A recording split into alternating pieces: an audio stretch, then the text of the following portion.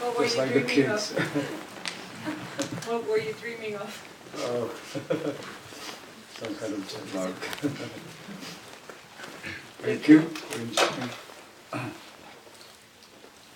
Thank you. It's the indignant love letter to your people. Right.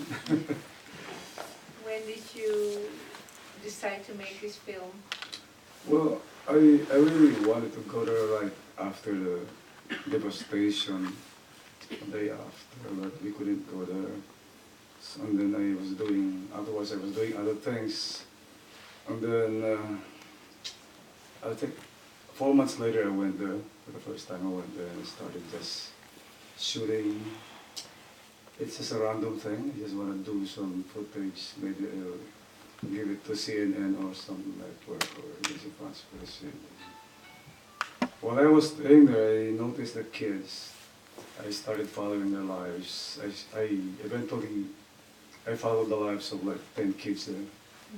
I mean, for book one, just 4 kids. Because a few days ago, it happens to be a year ago that Haiyan struck in the Philippines. Well, how long after did you visit for the first time Castrum? Well, 4 months after it happened, and I went back again after 6 months, and 8 months later. I kept following the lives of these kids. So I started following their lives after that. And this is book 1, will Yes, there be a book 2? Because there are 10 kids, 10, 12 kids that I followed, and I still intend to follow their lives of the So book 2 will be... Yeah, maybe, some more kids, the 4 kids that because I stayed there and I noticed that there were more, I made a lot of footage on just a random thing that like I told you a while ago. But then I noticed that the issue of devastation is more apparent on the lives of the kids. They're so innocent and they're the ones who are really surviving. It's more concrete on the way they take what has happened, or like an orphan kid can easily adjust to what's happening, but the scar of what has happened to them is still, you cannot actually express it well. So it's more, the story is there.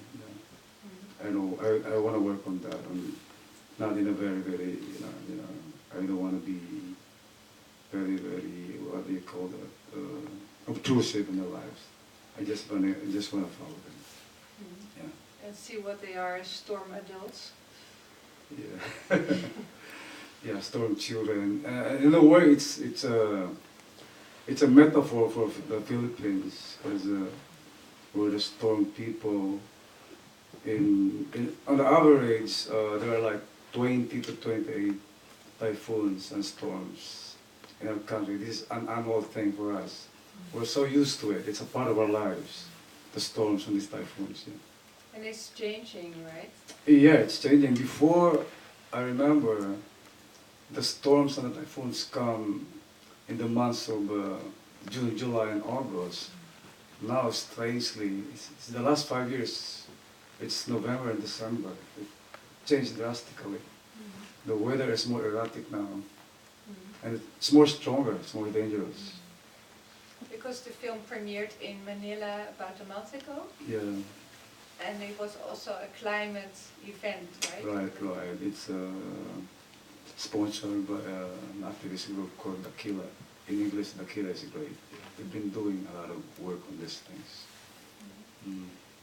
I think when you watch the film, it's hard to imagine for you being there that you would feel the desire to make a film. So of course, Because what can film be under those circumstances? Yeah. You would just be cinema would just be a chronicler, something that can document this kind of, catastrophes. It's important that you record it for generations to watch them. It's some kind of a documentation of something. so that we can learn something from it. Mm.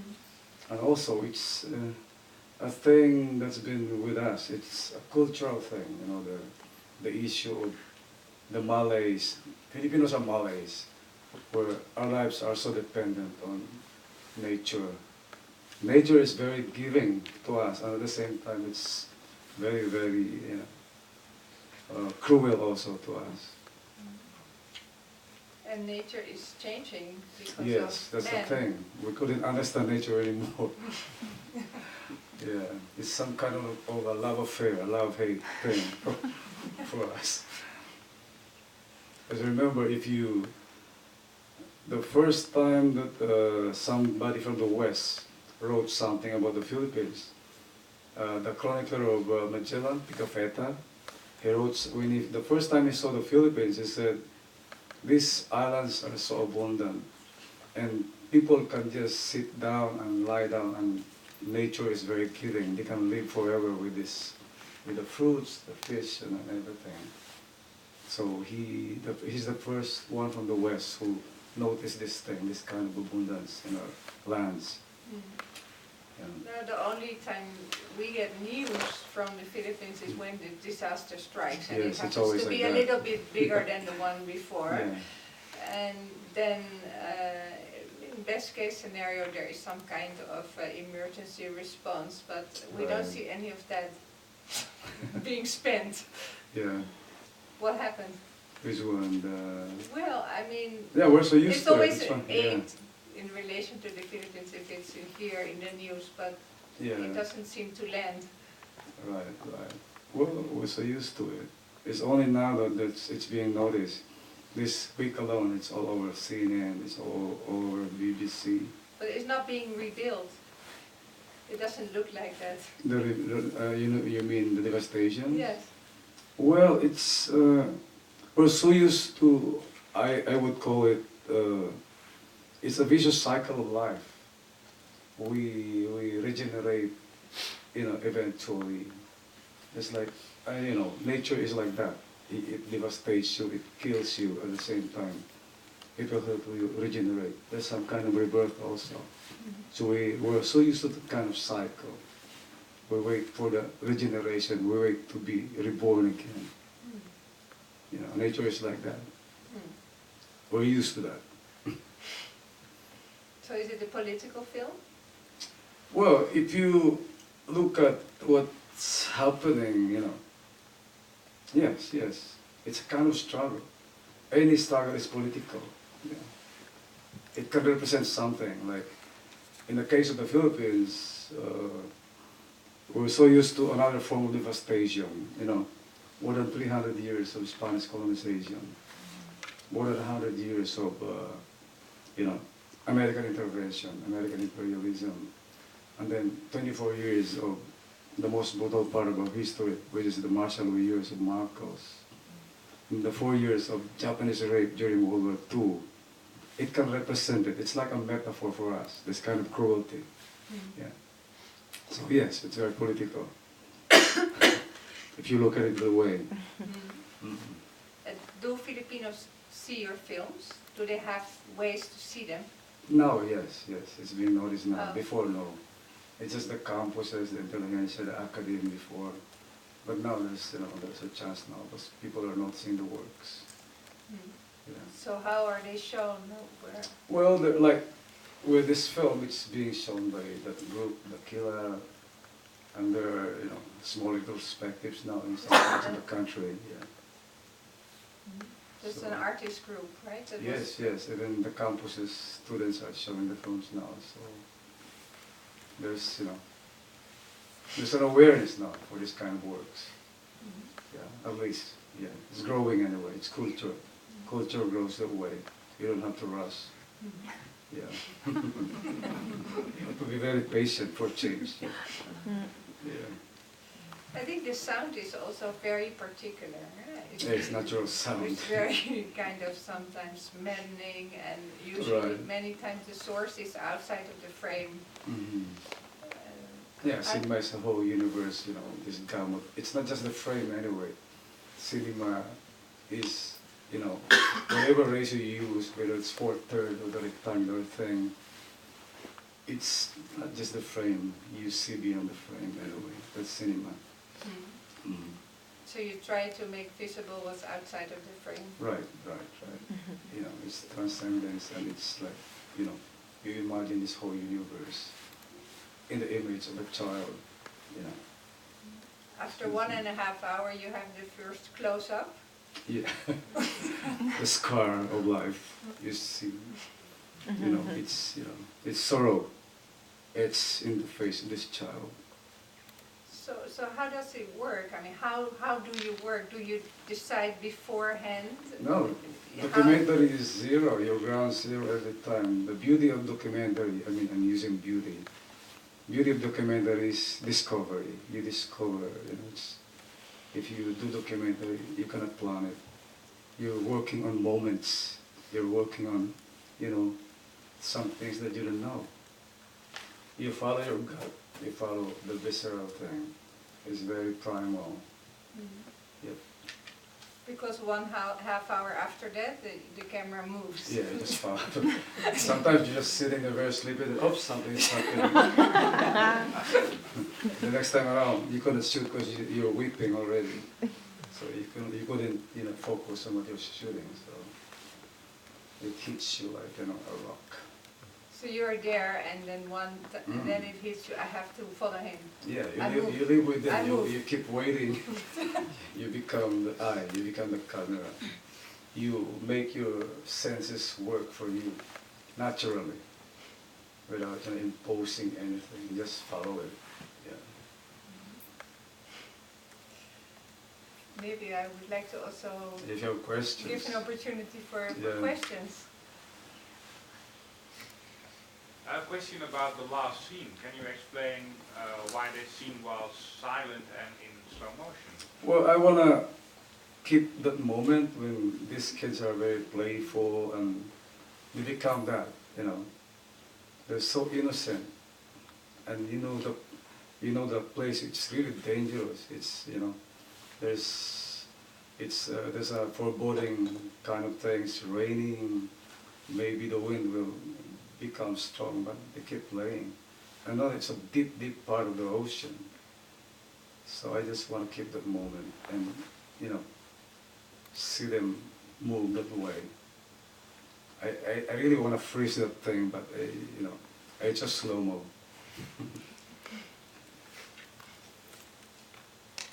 Why do you choose to make it in black and white? Well, I grew up watching black and white. There's nothing theoretical about it. I just love, you know, black and white, and not even being nostalgic about it.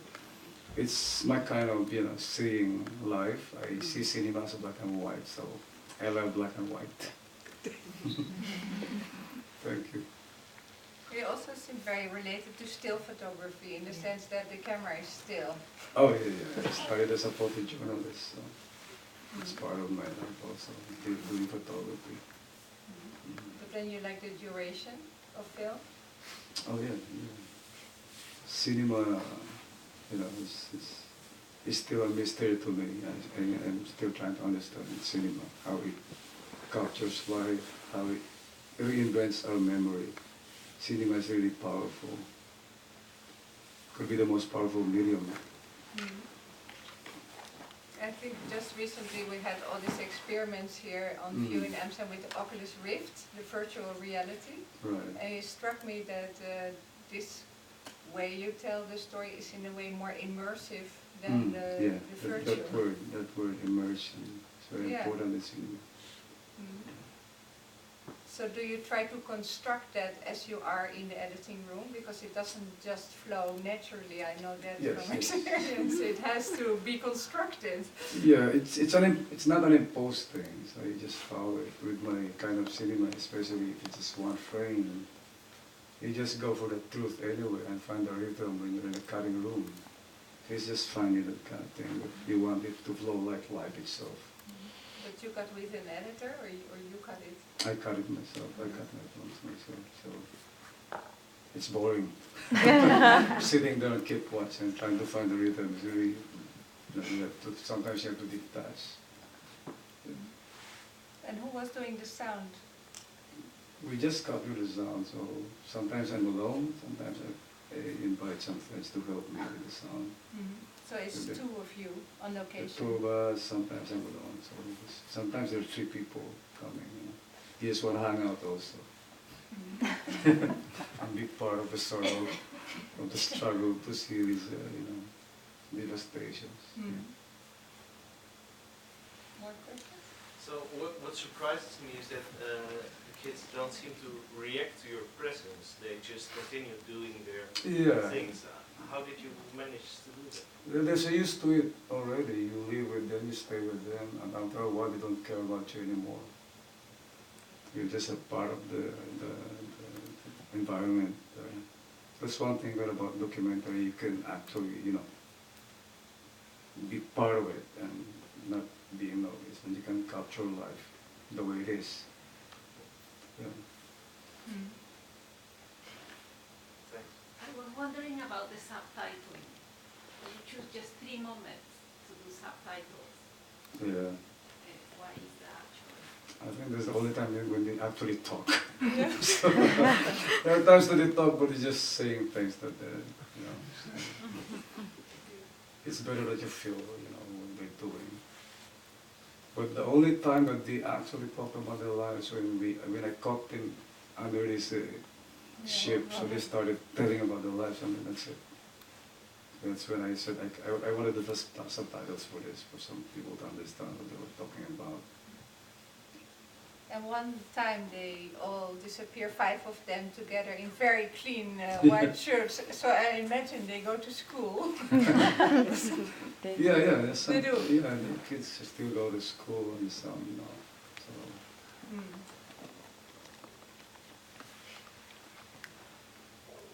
More questions? Thank you, first of all, because I really loved it.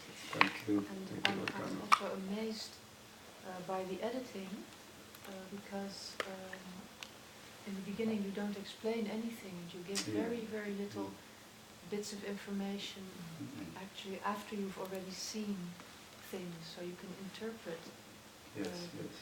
which is a very strong way of pulling the viewer into the film. And I just wanted to say thank you for that, Thank because you. I really loved it. And then I do have a question. Mm. The ships in the end, when they're jumping off, there's one image where the water is, where it's a little bit like this. And because the editing is so wonderful, you must have noticed. And I was wondering what made Sometimes, you... the tripod would be in.